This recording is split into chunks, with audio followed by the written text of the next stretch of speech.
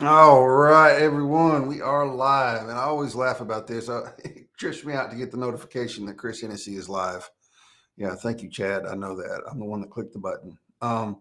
So my guest, y'all all know my guest. He is known for, if I say duck, it does not mean duck. He is known for being a huge networker. Like he's in everybody's comments, always encouraging, always lifting people up. Um, posts some hilarious ass TikToks. Like I'm not even on TikTok, but he posts them on LinkedIn, and they always make me laugh. He's a coach to women that are looking to reignite their fire. He is going to rock athleisurewear until the day he dies. Ladies and gentlemen, give it up for Will Schmear. Hey, what's going on, Chris? What is up, dude? Not much, not much. My hat is crooked and it's driving me Yeah, I know it. I hate crazy it on the whenever I camera. look and I see that it's crooked. Mine does Ugh. too. There we go. Yeah. Yeah, good thing I wore the hat with the triangle in the middle, so it's crooked all night, driving me fucking it, nuts. it lines up perfectly. There we go. First F bomb, 2 minutes in, not two Yeah. seconds in. I'm gonna get in trouble. Sorry, Chris. Got to Yeah, keep me in no. line. It's all right. I'll keep the F bombs to a minimum. Yeah, Maria is on your page watching. Oh, it's nice. Kenny is on your page watching. What's up with the pink mic? She's asking about a pink mic. She said that in Oh the yeah. comments of the post too.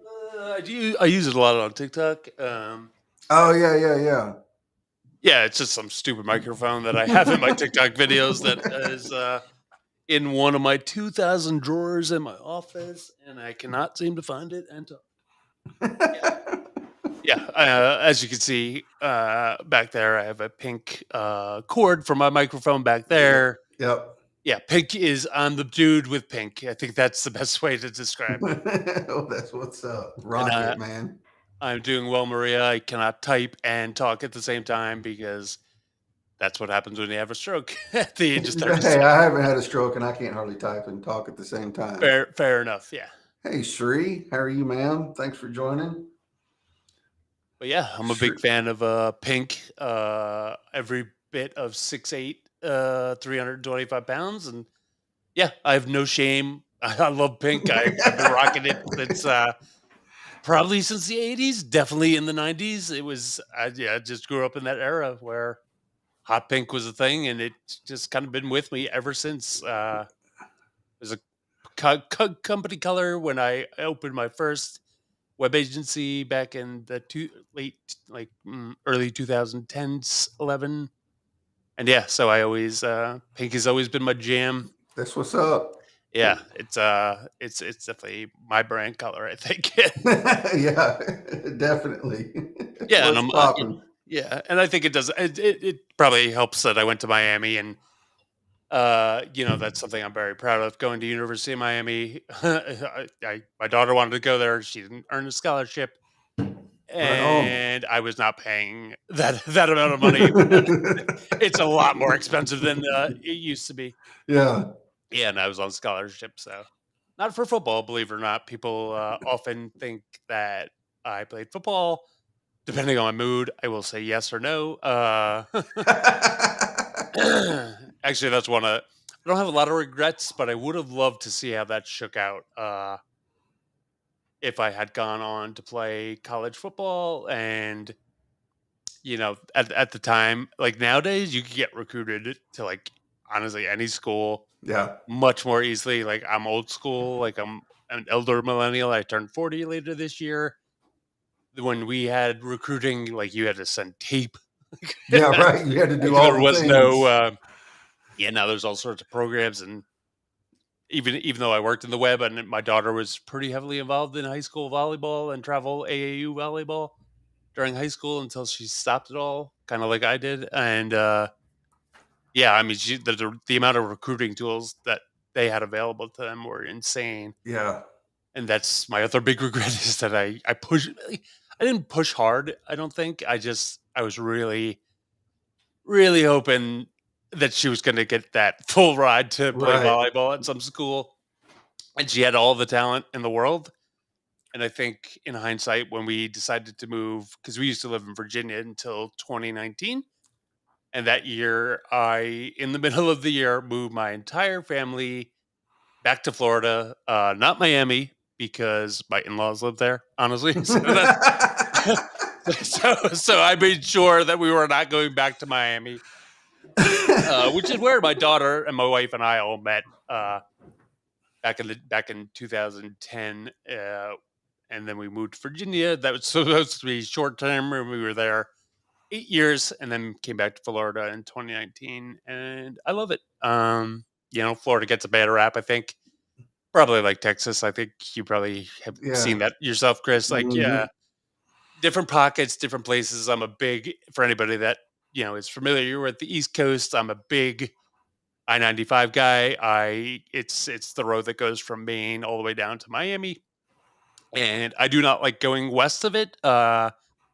I've been to Texas. Honestly, the other school I was going to go to, if it wasn't Miami, was Texas Tech, and then I'm sure you could figure out why I wound up going to Miami.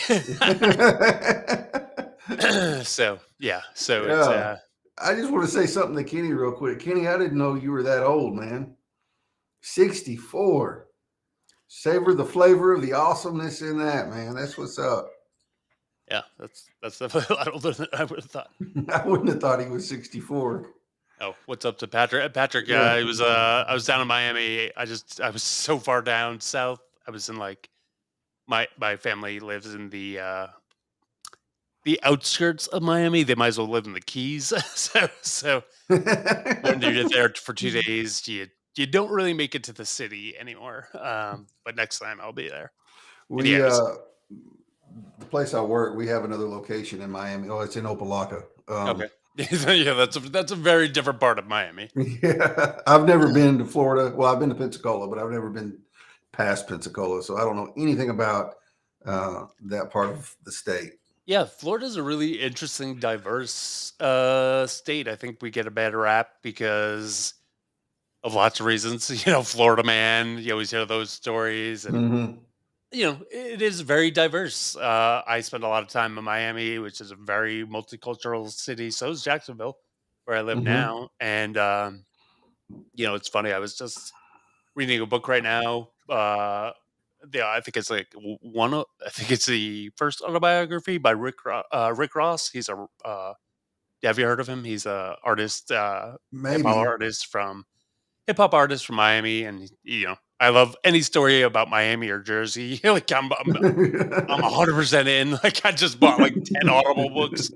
3 of them are Miami based artists, and the rest are on the Knicks from the 90s. Because the 90s was a good time for me.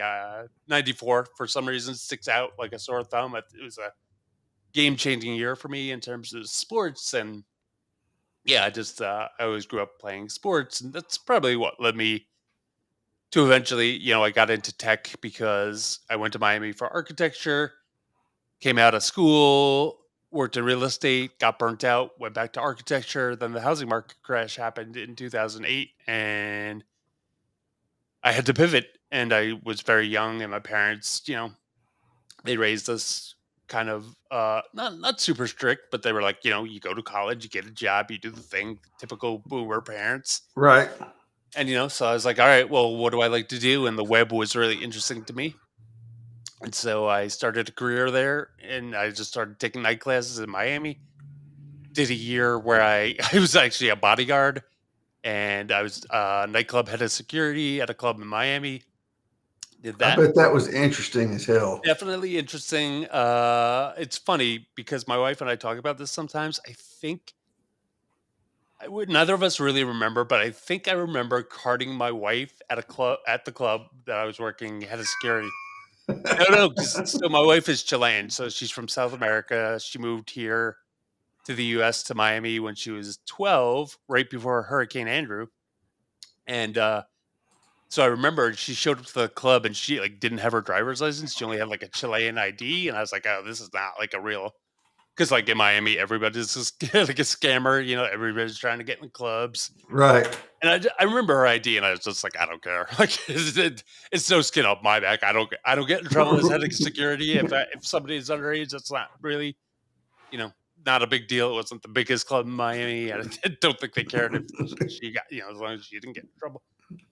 So yeah, I think we met kind of a year or two before we actually met again. That's So crazy. Yeah, yeah, it's I got a lot of interesting stories from my time growing up Jersey, growing up Miami. I was on Inside Edition. I don't know if you remember that show back in the I day. do remember that show. Yeah, Bill so O'Reilly, wasn't it? no, it wasn't Bill O'Reilly, but I think he was on. I think it was like a Fox News program. Yeah, I think he was. Yeah, Yeah, and they were like tied together at some yeah. point. And so Inside Edition. So I was like Jersey Shore before the Jersey Shore actually became a show. Not even kidding. Like in the so when I was a junior and senior in high school in Jersey, we all went down to the Jersey Shore.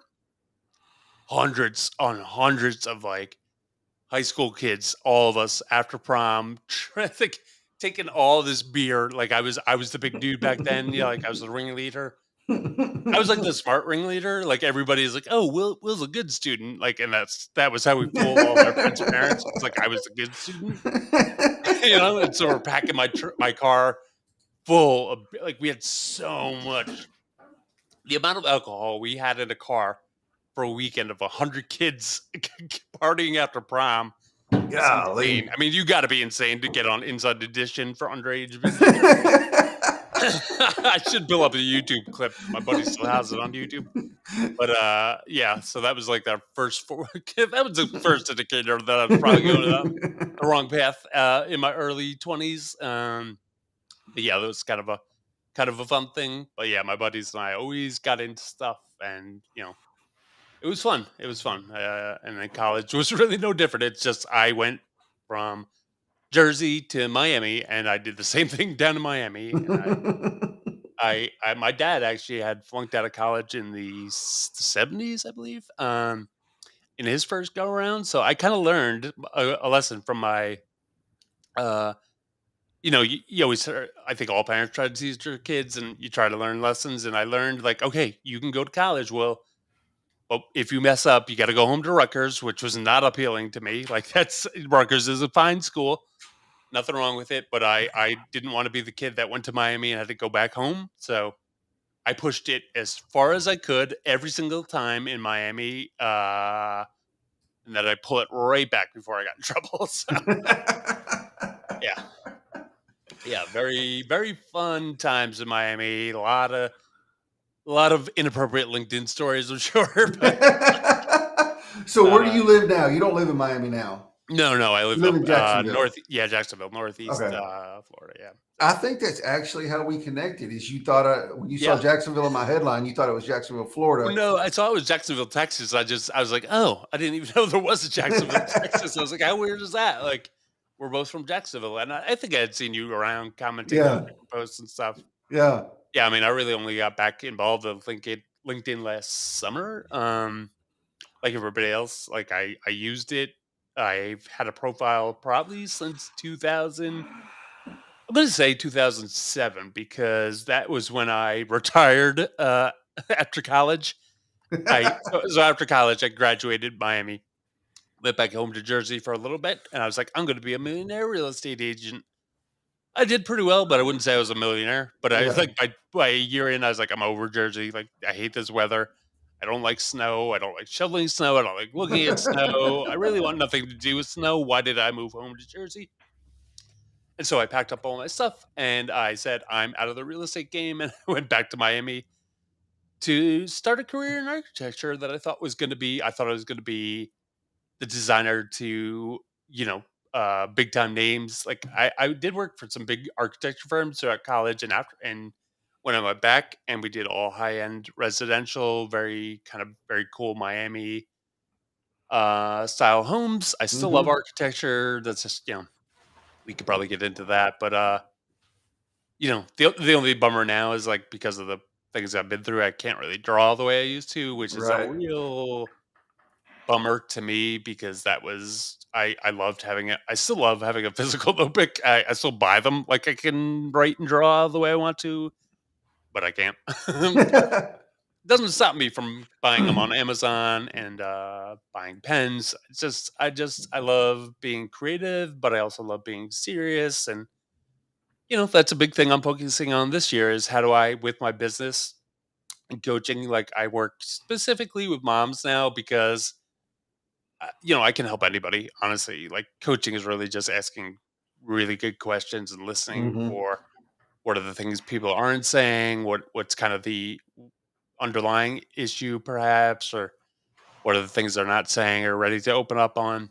Right. And so, and I, I've worked in tech, after architecture and the housing market crash 2008, and Hmm. transitioning to the web, I worked in tech, and I was kind of like a unicorn in tech because there are not a lot of former athletes typically that work Right. in the web space. So I was able to kind of. They always gave me this nickname that I still kind of like. It wasn't like an actual nickname, but everybody always used to say like, "Oh, you're the dude that can bridge the gap between the developer speak and clients," and that I mean, I guess it always has been my specialty is, how do you take really complicated things? Because I do it with myself, I do it with my kids. Like, there's no need to overcomplicate things. Like, Right.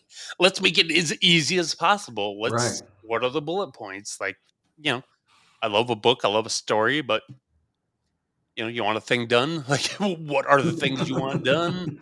Right. What's really a necessity? And even clients, like, when I worked in the web, they're like, we need these websites to do all these things. And I'm like, do you really? Like, what? Why? And Yeah. that's a big question in coaching. Like, okay, why? Like, tell me more. Like, like, Yeah. let's get to the actual issue. So Yeah. yeah, I was always kind of the one bridging the gap there, and I think I was going there somewhere with that, but stroke brain kicked in. No, I do that all the time, dude. Like Yeah. I did that I was just a guest on Dorothy Ann's show Mm, on Unstoppable Overcomer, and I started off saying something, and it left me right in the middle of my sentence, and I was like, "Where the hell was I going with this?" yeah. It took me a minute to come back. Kenny had a question for you. Oh, sure. He said, "Isn't there a software you can use to help you draw?" Yeah, I'm a little stubborn still because I am only 39 years old, turning 40 later this year. I'm determined as heck to get back to the way things were before. Maybe, Mm-hmm. I have to talk to my team because I have a team of doctors and physical therapists, occupational therapists, speech therapists. Like, I got you. I literally have more doctors than LeBron. I have 6 cardiologists. Like, but I'm still like sticking to it. Like, I'm gonna see Mm-hmm. maybe later this year, next year, if I'm not progressing the way I want to. Because sometimes I can't tell is a like priority order. Like, want to be able to type. That's number one. Drawing and writing is great. People say, "Oh, just write a note." Like, that takes a lot more work than it used to. Like, Right. but it's been, I'm starting to develop tools and techniques. That's a big thing this year is putting tools and processes in place. Like, talk type is good, but it's also just as bad as the 90s. And like, I don't know if you remember Right. Windows 3.1. You may Yes. remember this, Chris. There was a microphone that was like the Bob Barker microphone. It was like a stick on like a stand. It was the weirdest thing, but yeah, Yeah, I remember it that. really has not progressed to the level that you would hope. Now I know I talk fast. I'm from Jersey.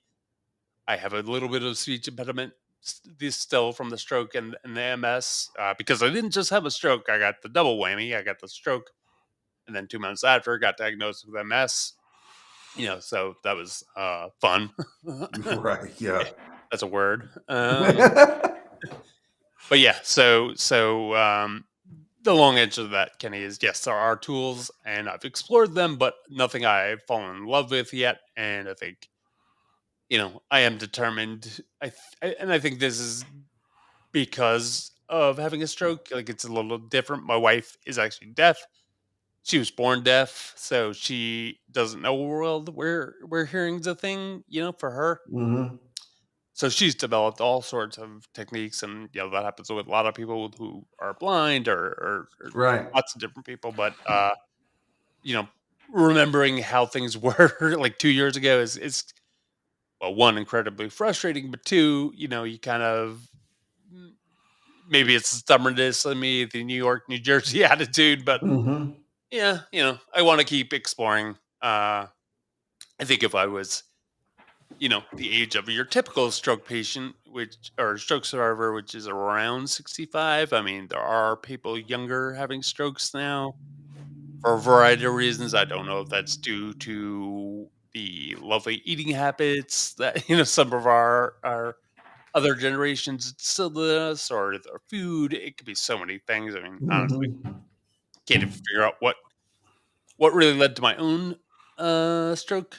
So, and doctors, they don't even if you tell them, like, I did all these things and I think it could be X, Y, and Z, and they're like, nope, I'm not opening myself up to any kind of nope. Right. Not even my neurologists, because I always ask her, I'm like, I have no family history of MS. Like, what's the deal? And she's like, well, it could be anything. I'm like, well, that's not super helpful. Like, I guess it doesn't matter because now I have it and we have to figure out how to handle it. But, you know, Yeah. a little nod to be like, well, if you avoided this, like, Look who came out of hiding. What is up, Nathan? I what's haven't up? seen Nathan in a while. Well, I talk to him all the time. I hadn't seen him on live in a while. Yeah. So how does somebody that uh, has done all this crazy stuff and had such a wide variety of careers and all that kind of stuff, like how did you get into coaching? Like what made Yeah, I think. before you answer that, I had another question. Sure. Did you know sign language before you met your wife? I did not know sign language before I met my wife. I learned, so it was 2010 when my wife and I met, and I was living downtown, working for myself, transitioning from bodyguarding and nightclub security. I kind of stopped doing that at the end of 2009 and was starting to freelance web develop, or I was freelancing and looking for a more full-time job back then while I was freelancing, because freelancing in Miami is very tough. It's like trying to compete on Fiverr. So Miami wound up becoming quite the tech hub after I left Miami. So, but anyways, yeah, I was going to the library in my spare time doing work for clients, and I lived 2 blocks from the downtown Miami library, and I got these DVDs and would bring them home because DVDs were still a thing in 2010. Right. And it was a series called Signing Time that I think used to be on PBS back in the 2000s. Okay. So I learned through that, and there's a book that I really liked. The one thing about the deaf community that's kind of interesting to me as a hearing person was, like, I needed to, like, kind of hear and see. Like, I need them to give me the visual for the sign, but then also, like, you know, hello, and then wave. Like, I need both Right. cues, and Right. they are, at least they were back in the day. It was early days. Like, lynda.com was very new. The web was still pretty, Mm-hmm. even through 2010, it was pretty bare bones in terms of, like, content out there. Video was just getting started. I mean, I think old school YouTubers really were just getting started in Yeah. 2010. Yeah. Like, so yeah, it was harder to find good quality stuff. And so, yeah, long story short, I learned from DVDs and reading. Just I kept taking out books until I found one that worked for me. And Mm-hmm. back then when my wife and I met, she didn't have an iPhone. She had a Sidekick, T-Mobile Sidekick. And so I remember our first date was a lot of, like, texting on the phone and handing her the phone, and, like, I was like, That's awesome. yeah, our first date, for our first date, we had met each other through kickball, adult kickball down in Miami, and so our first date, I learned the letters of the alphabet, and I was like, I learned sign language for our first date, and, like, now I look at that, I'm like, that's so corny. I mean, I guess it's cute. It showed that I was interested, and I think it worked out well because, You married her. yeah, I married her, and I'm pretty sure we are the right fit, if there was ever a right fit for two people, because she is the deaf extrovert, and I am the loudmouth, mostly introvert. So it's a really interesting dynamic. Yeah, I bet. Yeah, yeah. So long story short, I got into coaching Yep. because, Yeah, it's been a journey, right? I did a couple different things, kind of like Rob, kind of did Uh-huh. different things throughout my career. Really wanted to be an architect, had to pivot out of necessity, got into the web. That was a 13-year career owning an agency, working for an agency, but I never really loved it. And then, when I had the stroke, I was like, I really want to do more project management. I wanted to get into agile coaching, and I've done a little bit of that. But really, when push came to shove last year, I kind of knew when I had the stroke that things were going to be different, Mm-hmm. and they were. And I wish everybody all the success in the world. But we weren't getting along. We weren't seeing eye to eye. I mean, I had a stroke at a pretty young age. Obviously, that was surprising to them. Mm-hmm. The year before the stroke, I was telling you beforehand, my parents passed away suddenly from Mm-hmm. a tragic hiking accident. So that had happened. They stuck with me that time, and then the stroke. They were cool, like they were supportive. But then I think they were like, oh my god, he has MS now. Like because I had to go back to the hospital, Right. go back to rehab for physical therapy because of the stroke. I was right side affected, so I couldn't write. I mean, I couldn't. I still can't write that well, but like, so my right side was messed up from the stroke. Came home after physical therapy, January of 2020. Was home for 10 days, and then woke up one morning talking weird, feeling a little funny. Thought I was having another stroke, so we go to the hospital. Well, turns out MS, which affected my whole left side because I had what's called an exacerbation, which if for those that don't know is like it's not really like a mini stroke, but the way it affected me was kind of like a mini stroke. It affected my left side, so I was all messed up. My left side and right side were messed up until about March of 2020. I came out of all the rehab um, right before COVID really happened. Like I remember I was watching the NBA before before they that last game. I think it was like like, it was the Thunder, Oklahoma Thunder plays somebody, and that was like the last game for forever. Mm-hmm. And so yeah, finally got all right. It took me about it's taken me a while to get back. I didn't walk for 6 months. Mm. And the company I work for, they were really on board for a while. Like I went back part time. I fought back hard. I was in a high level position. They kind of convinced me to take a step back, which at the time it probably made sense. And then I was just like, this is not going to be the same. I'm not the same person. Right. Blah blah blah blah blah. I didn't even really like tech. I just worked. I was really good at working in the web for 13 years. And Yeah. and that's probably what I was. Oh, we'll say that other part, but yeah. So I knew the writing was on the wall, and I wanted things to change, and I had invested a lot of my 30s in working for this company, helping them build it up. I wasn't necessarily the best coder, but I was definitely the strongest in terms of people skills and leadership, and people love working with me. Mm-hmm. You can see that through and through. I mean, and it wound up being, it was just like, it was like fighting an uphill battle. It Yeah. just got exhausting. I was like, listen, like, I'm all in. I'm still all in. Like, I'm helping build this company. And a lot of clients, like from these big companies, because we work with Microsoft, Campbell's, the NBA, which was like a dream come true for me. I was like the lead on NBA. I mean, that was like a Mm-hmm. childhood dream of mine.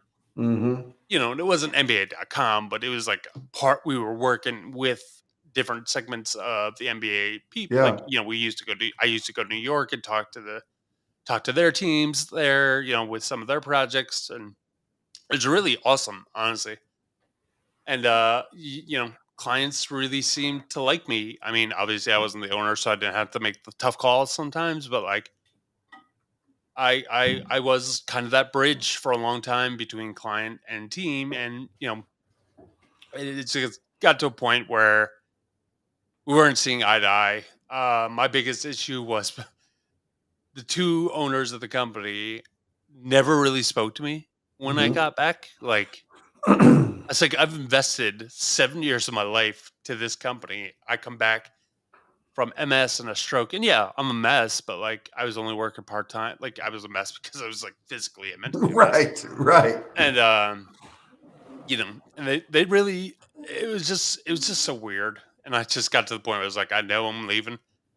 It's just a matter of when. And then, I kept trying, I kept pushing. And it got real weird in 2021, at the beginning of 2021. When one of the owners, who was previously a nurse, she was previously a nurse until she started doing web herself. She stopped being a nurse and became a developer and had her own company. Merged with my other previous boss. They got together and started the company that I used to work for. Although they didn't start it, they merged, and Hmm.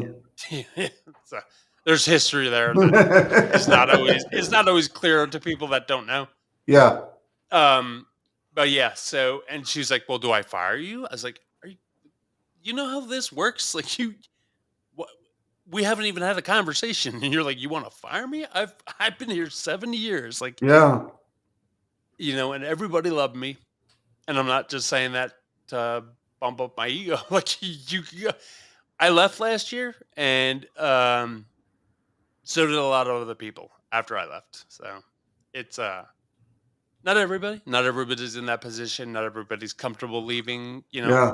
for reasons. But yeah, I just always kind of I don't find it funny because I don't want anybody to lose money. I don't want to, I've been pretty quiet about it, and I have a podcast, and I like to run my mouth. So but everybody that still works there that I do like and enjoy, like I wish them nothing but the most. Sure. I don't want to tear them down. There's no reason to do that. It just got weird, and it really was unfortunate. So I was into I was a developer. I wanted to get more into project management because that made a lot more sense after the stroke Hmm.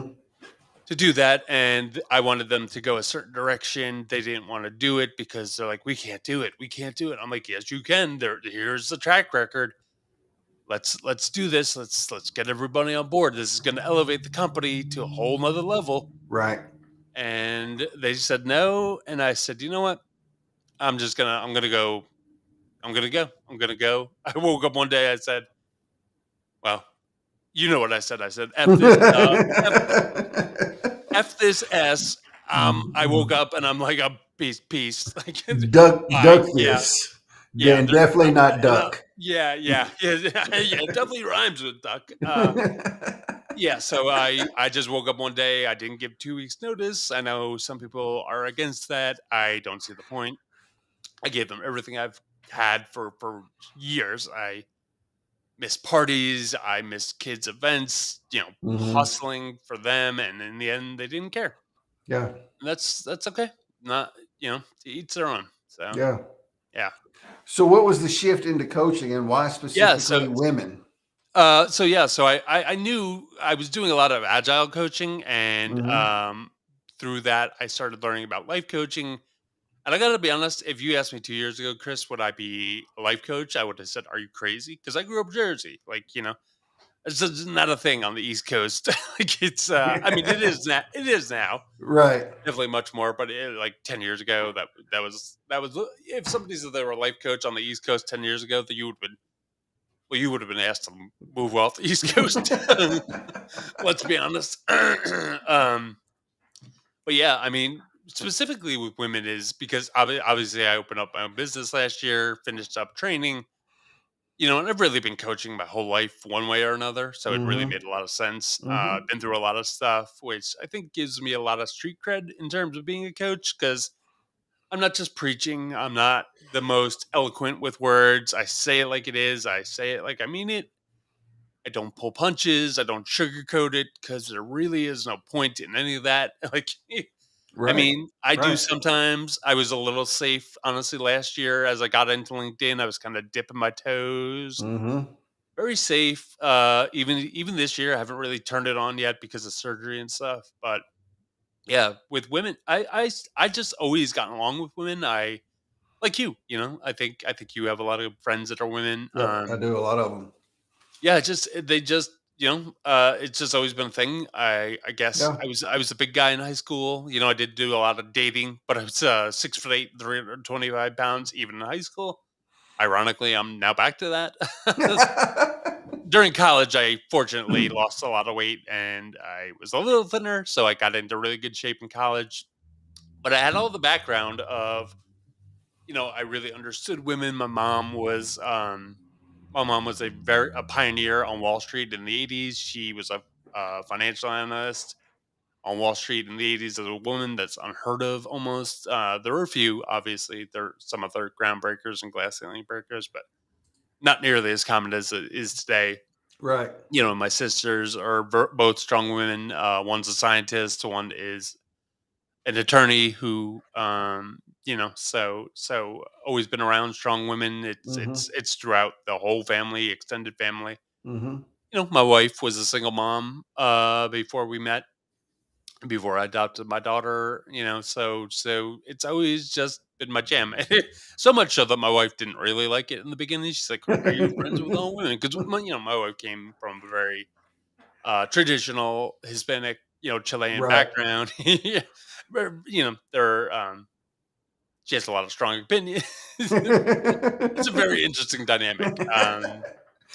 But yeah, like I always just got along with women because my freshman year I was still big and fat, and so I made friends, but they weren't really interested in dating. And then I was like, oh, well, if I just work out and lose all this weight, now I can go from being a friend to like I've learned all these, all this great information that most guys don't learn or There ever are pay some attention to. advantages to being There, in the friend zone for a yeah, long no, though time. there are definite advantages, and it worked out really well. And I always knew because I grew up with my dad was around, but he was the one who was kind of the one who worked because my mom eventually retired and became a stay at home mom.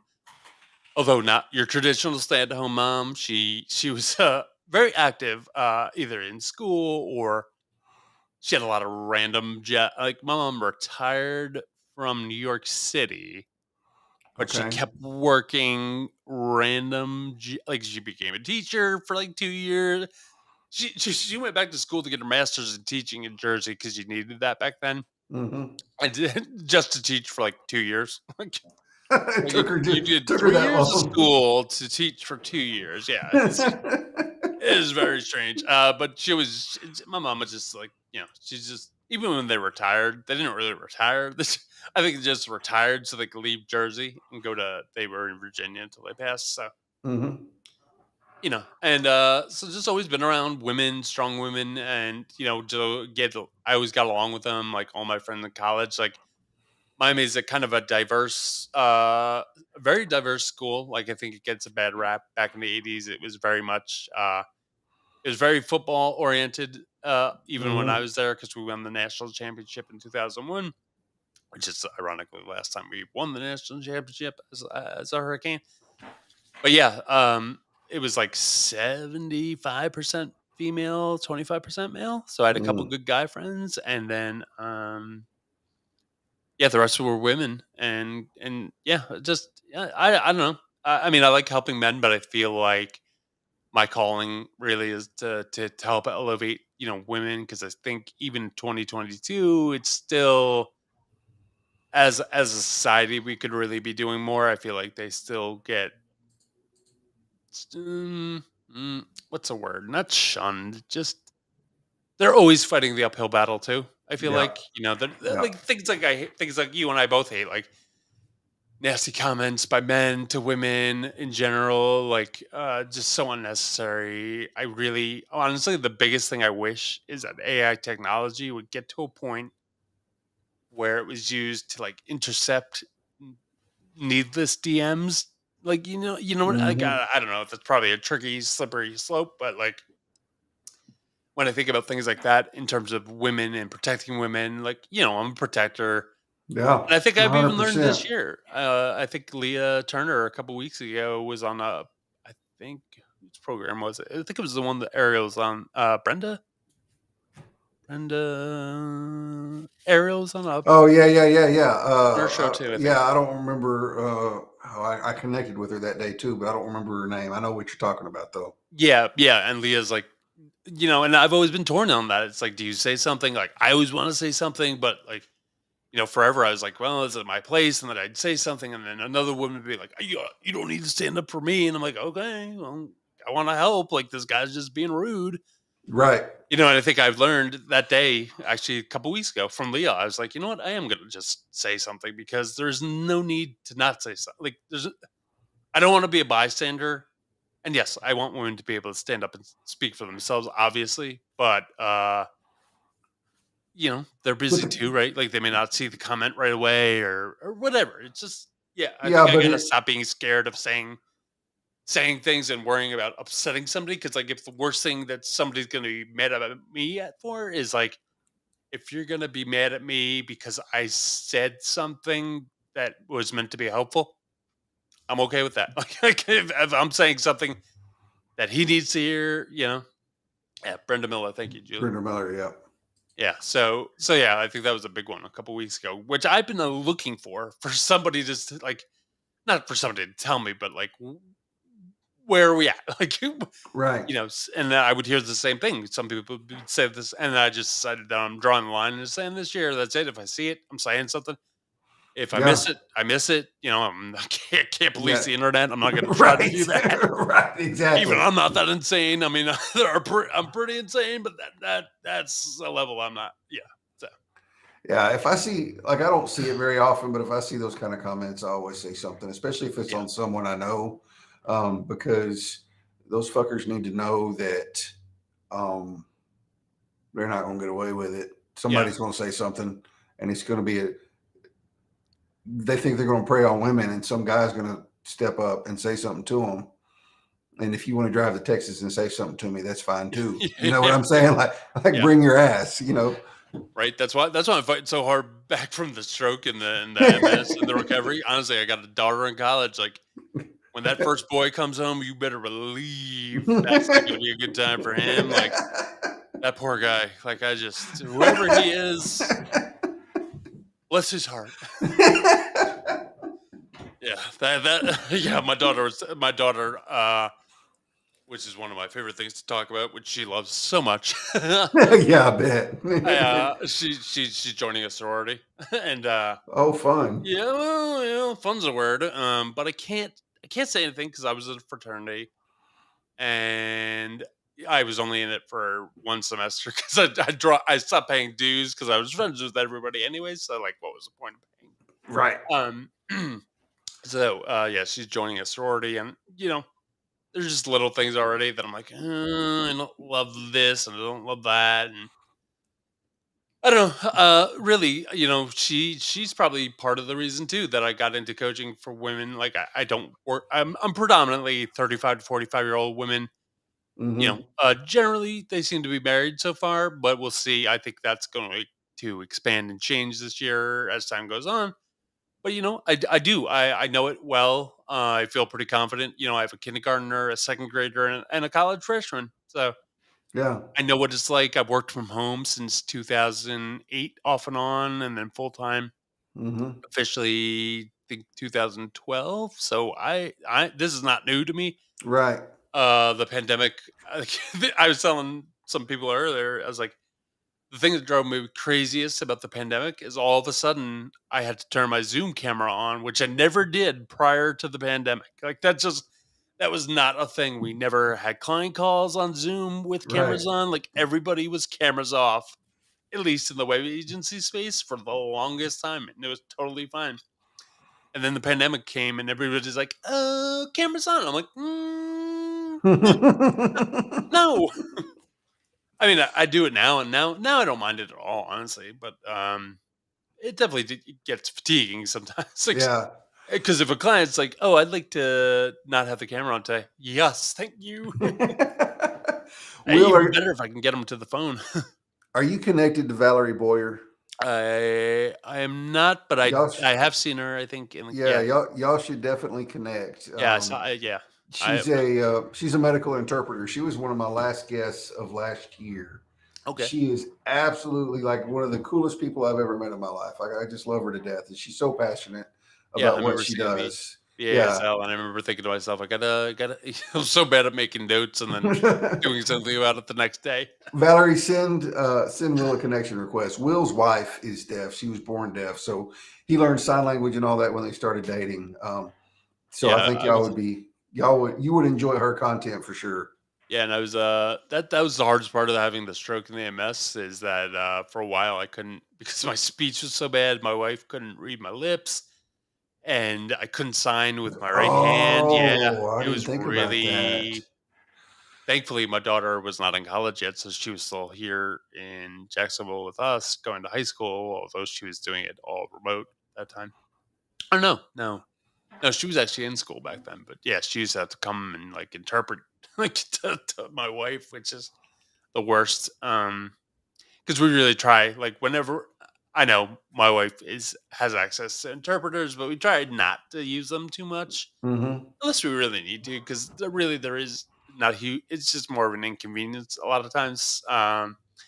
I know that sounds bad, but like even for me and like with the kids, it's like I got enough kids. We don't need an interpreter Hmm. too. Hmm. So did you like whenever you had the stroke, did you forget any sign language? Like was that a No, that's no, good. Good. no. I'm really lucky, actually. Like the stroke affected me more physically than anything. I mean, I do Okay. get stroke brain sometimes, but honestly, Hmm. that could be. I had That it. could I had it that before. happens Like, to yeah, all of us. I yeah. mean, I just have a brain that moves a million miles an hour, and I can barely right. keep up with pre-stroke. So yeah. Right. So yeah. I think yeah. I mean, I don't. There you go. Happened again.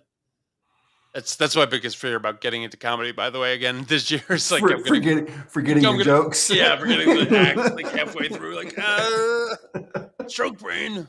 Like, gee, it can work once Well, in a that while, but it's not gonna work every time I get on stage.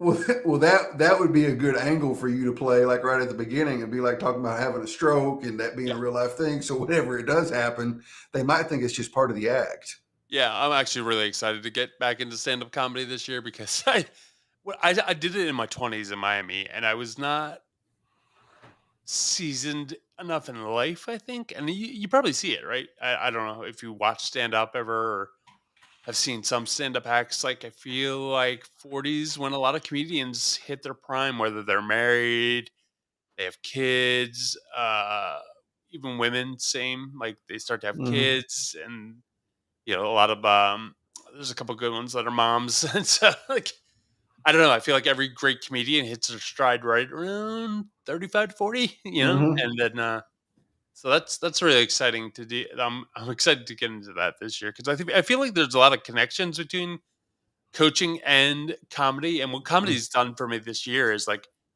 I'm taking it dead ass serious, like which I did not do in my 20s. I was just like, oh, I'll wing it, and like that doesn't work out in comedy. You really gotta. You got to pay attention. Well, not even that. You gotta really do the writing and really Hmm. do the exercises, and I haven't been actively posting on LinkedIn because of the recovery from this last surgery. Hmm. But I've been doing a lot of comedy writing every day, spending an hour just doing a brain dump of like random stuff. I mean, even on this stream, right? We've talked about a bunch of random things. And so you take all those little pieces of your life and then you start examining them and you're like, all right, let me dig harder, let me dig more. Like, Yeah. and I'm really going after the funny. And that's the other thing too, is like the people that I work with, the women that I work with specifically, I think they're drawn to me because I'm not your traditional coach necessarily. Like, I'm not Hmm. gonna give you like peace and love and blah blah blah. Like, I'm not gonna talk with a nice voice. Like, Right. like my big thing is like I don't want to be the corny ass coach. Like, that's somebody else could be that. There are lots of great coaches. I think there are tremendously. I'm friends with a lot of coaches, different groups, different friend groups. Like, and I think what's cool about coaching is there really is a personality and a style for everyone. Hmm. And that I think, it I haven't really been super intentional on LinkedIn, but I think it's pretty clear like people on LinkedIn will either want to work with me or they'll want nothing to do with me. In fact, I just noticed somebody I used to do Clubhouse with when that was a thing last year, when I was really focused on leadership coaching. They apparently don't seem to like my style anymore because they parted ways with me, and I was like, oh, I guess we're not connected anymore. Interesting. But That's fine. I think, you know, maybe you haven't been intentional about posting about coaching, but you have let everyone see who you are, Yeah, I am. which I think is a huge deal. And if you remember, like whenever we did that Manifest Friendsgiving, Yeah. that was one of the things Ariel brought up was one, doing video content, which you were already doing, Mhm. um, because it lets people see the real you. So between your videos and your TikToks and the crazy over the top funny Yeah, I guy, mean, that's just the way I and like to then be. yeah, and then the stuff that you post and just regular posts too, um, you know, it lets people see who you are. So you've established that before you start talking about the coaching. Yeah, I mean, I think that actually kind of is by design a little bit, to be Yeah. honest, because I'm an open book, and I realize that I am a white heterosexual male that happens to be 6'8" and 325 pounds. So there isn't really a lot stopping me, which is an advantage. But there are, everybody might think it's an advantage, but there are disadvantages to that sometimes too. And I think, you know, I just try to use it for good, and I try to be Mm-hmm. able to. I was talking to my brother-in-law this year, who he's been through some stuff too, and he's a lot more quiet about it than me. But I think, it's pretty uncommon to see somebody have a stroke at the age of 37 for sure. Mm-hmm. Definitely MS. Most older millennials, I guess, because now I'm hanging on to everything I can hang on to as I approach 40. I'm like, no, I'm a millennial. I'm fine now. After like hating on millennials forever, now I'm like, yeah, no, I'm totally part of the millennial group, which is weird. So, but there's not a lot of millennials with college age kids yet. Right. Typically, Right. they usually have kids. I know a couple from high school that have kids a little younger than my daughter. And I try to tell everybody, like, honestly, like, I'm trying to get out in front of the curve. Like, paying for college is, I'm glad I'm able to do it, but let me tell you, I love Amazon. I love shopping. I think that's why I like working with women, because I love shopping. I love all the things most guys don't love. I'm a good cook. Let's not tell my wife, but I used to be the cook of the family, and I need to get back to that. My wife, when she cooks with love, it's much better. It's a whole different story. We've had a lot of conversations over the time that we've been married and together, and I'm like, honey, just if you don't love it, don't cook it. I can taste it. I'm a big dude. I eat You a don't get lot. you don't get to be like this and not know what's up. um, but yeah, so those are some of the hardest thing about having a college age student that I think people are a little dishonest about is, like, yes, it is great that I'm able to help her go to college. I wish she would have gone in state. She actually goes to Clemson, over up by our friend Ariel, and so, Hmm. which is great. But man, when I write the first semester was okay. I was like, okay. This past January, right after Christmas, I was like, oh, there's another semester I gotta pay for. And now I'm like, wait, I gotta pay in August too. It is a hard pill to swallow. Yeah, I I bet, man. know, I know it's an investment in my child, but boy, would I would love to pay off the mini like I could pay off the minivan, but I just keep it around because I just hate the minivan. Like, that's why I did that TikTok a couple like earlier this year. I think I did. It's like, just buy a minivan for $10,000, ride it till the wheels fall off. Your kids are gonna ruin it. If you have boys, trust me. I mean, I'm not sure Daughters are kind of like my daughter is great, but like when she became a teenager, she became just as bad as the boys. So like honestly, I'm not. It's not. I'm not. I just don't care too much about the room situation. So I just kind of Right. I've I've relented to closing the door, closing my eyes, and just saying, okay, when she moves out, I'll sanitize, repaint. Yeah, it's yeah. Yep. You know it's weird. It's weird when you're a young dad because I remember I had a roommate. I had a roommate. My first place off campus in college. I had a female roommate and a male roommate, and my male roommate was my best friend in college. He was super ADD, way too clean for like he was like meticulous, like OCD clean. And our female roommate was she made me look like super organized, which is hard to do.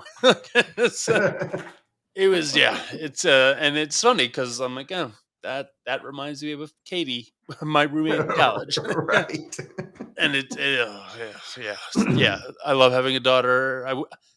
It's interesting. I'm a dad of three, and I really would have been a great girl dad, but of course that wasn't in the cards for me. I've been blessed with two younger boys, and that is actually the hardest thing in the world for me because I love them, but they're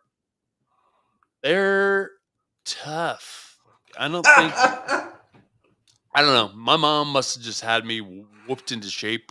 She did. She did, honestly, because I did everything for my mom. Like, she would ask me to do something, and I learned very quickly. I was like, all right, if I just do what my mom asks, she'll stay away from me.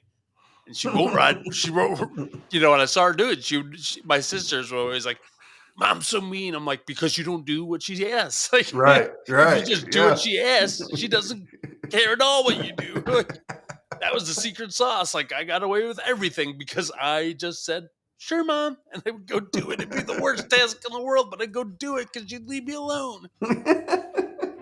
And yeah, the boys they're a handful. They're kindergarten and second grade. They are the second grader, Willie the fourth, because I'm the third, so he's the fourth. He's like a spitting image of my father. It's weird and great all at the same time. My youngest is like a walking tornado. I don't even know where he gets it from because he's really not like me or my wife in any facet. Like it's very interesting. Huh. It's fun. Keeps me on my toes, but yeah, that's why I'm still back in the gym working out because it's between my daughter eventually bringing probably a boy home at some point, which I will have to make sure he knows that I'm 6'8". And that's the one great thing about being 6'8" is that, and It's people always it's like, "Why do you it's talk fun. about your height?" I'm like, "Because nobody is. There are very few people that are as big as me on the planet." Yeah. Yeah. I looked it up one time. I think it's like 0.0001% or Oh over like wow. 6'6". So yeah, yeah. So Dang. yeah, and honestly, I have to keep working out to get back to full strength because those two boys are yeah, no, Yeah. we're not playing that. Like, I cannot imagine what it was like from like, I always think about it, I'm like, I don't think I really asked dad enough. Like, what was it like when your son finally becomes bigger than you? That's gotta be weird. And Right. I don't wanna find out what that's like. My youngest might be close, but I don't think so. Like, I think Yeah. I'm the eternal black sheep. I married my wife for lots Huh. of reasons, but if you think I didn't factor in the fact that she's only 5'2.5", 5'3", and did that Oh math real wow. quick in my head, like yeah, like I was like, all right, cool. The likelihood of the kids ever being bigger than me is about zero. My daughter's 6 feet tall, Oh and wow. it's uncomfortable. I'm like, you're getting up in my zone. Your wife's big enough. You can just put your hand on top of her head and Yeah, palm no, her like a basketball. my wife is no, I mean, yeah, she she's great. She's just yeah. My daughter definitely kind of freaks me out sometimes. I'm like, I don't like when she comes home now. I'm like, oh, another big person in the house. Like, it's weird. Oh, Will, we are at an hour, so let me tell everybody what I got coming up. Wednesday, the 9th at 7 Central, we've got Ending the Stigma. Chrissy Zavakar is going to be our guest. Nathan's going to be there with me, co-hosting it with me. Chrissy has never been to prison. We're going to flip it up just a little bit on this one. She's never been to prison, never been to jail, never been in any kind of trouble, but she has struggled with being addicted to alcohol. And she's got some really unique views on it. She's got a newsletter. It's one of just very few that I subscribe to, and it's really amazing the way she kind of deep dives into her own self, and just puts it all out there in a raw and vulnerable way. And as a former drug addict, it really speaks to me, and it really kind of hit home. So we're just going to talk about the stigma of addiction, and just talk about that. It may not even be so much stigmas, but I just wanted to have that conversation with her. And ending the stigma was the closest, like this show. So I did a thing is kind of booked out through April right now, but I wanted to get her on pretty quick. So we brought her on ending the stigma. And, addiction goes hand in hand with people that have been to prison too. So it kind of fits in anyway. Valentine's Day, I got a treat for y'all. I wanted to do something different for Valentine's Day. Instead of something that focused on, romance and the normal lovey-dovey kind of stuff. For all you people out there that are going to be sitting at home on Valentine's Day, like I'm going to be, well, I'll be up here doing this, but there's a lady, I don't even remember how I connected to her, but she has an app specifically for people that suffer with some kind of sexual dysfunction, whether it's erectile dysfunction or low or no sex drive, or just a handful of other reasons why sex is not an option. She has a dating app for those kind of people, so that, like guys with ED, it's going to be really hard for them to have the confidence to go out on a date with a woman if they can't perform, or the same thing with a woman that has some kind of whatever going on with her, that she is not interested in sex or can't have sex or whatever. So she has a dating app to bring these people together so that they can still have fulfilling relationships without the sex part of it getting in the way. So that'll be kind of a different kind of, so I did a thing next week. Actually, if I could say one more thing, Chris, Yeah, go we didn't ahead. get into it today, but I feel like we could do a whole nother show on, because I used to have issues with alcohol and drugs as well Oh from back yeah. in the day. Yeah, so that's and I didn't do a long stint. I did an evening, but I've been to Miami-Dade County Jail, which is a Mm-hmm. whole other story. Yeah, I bet. Just long enough to be there. I did not get the gear, but I was there longer than I should have been because of some weird things and technicalities. So, Yeah. interesting time. I remember it vividly. So, Yeah, I bet. And I bet that's a jail that's big enough. It's probably a lot like prison. well, in Um, Miami-Dade County Jail, there's no no yeah. joke. That is, Yeah, I bet that suckers. yeah, It's like that's going to Harris County, which is Houston. yeah. I was there very briefly for like 5 days, but it was nuts, man. Like Mm, it was absolutely nuts. I was in holding, I actually worked in a county jail, this county jail where I'm at now, before I got in trouble. And it was small. It was 190, it was 102 when I started, and they built onto it and added 96 beds. So it was 198 beds. mm. So, nobody sat in holding more than a couple of hours. We had them booked in and in there. And I was in holding for like 36 hours or something, man, just crammed in those nasty ass holding cells on the Oh, concrete floor. And it was just, yeah. I yeah. remember the shade of blue on the wall in my Yeah, cell. man. Yeah, like it. Bleh. I think that's why I have a. Well, I don't think I like baby blue anyway. So, ugh, yeah, Will, man, I enjoyed this. It was cool just to hang out and talk about everything and nothing all at the same time, dude. Like, I appreciate it, Chris. It's been a yeah, good time. man. It's not, you don't always have to have a topic. Sometimes it's cool just to hang out and have fun, Yeah, get to absolutely. know each other. So I enjoyed Really it. a good Thank you. time. Thank you for reaching out and asking to come on. Like, I Yeah, like it when thanks for people having me. do that. Appreciate it. I think that's it, guys. Ending the stigma at 7. Anna Leonardo next on Monday next week to talk about dating whenever you can't have sex. So that ought to be interesting. Guys, I appreciate y'all so much for joining us. This has been awesome. Nathan, I'm sorry we're not doing the Bachelor Live edition. We do need to do that, even though you hold the title for LinkedIn's most eligible bachelor. Yeah, We still you need got to to say do that for a less cliche time. Yeah, Surprise exactly. everybody on Yeah, like a let's random not do it on Valentine's March Day. 13th. Yeah, exactly. Just throw it out there. Yeah. All right, y'all. We'll see y'all next week. Bye.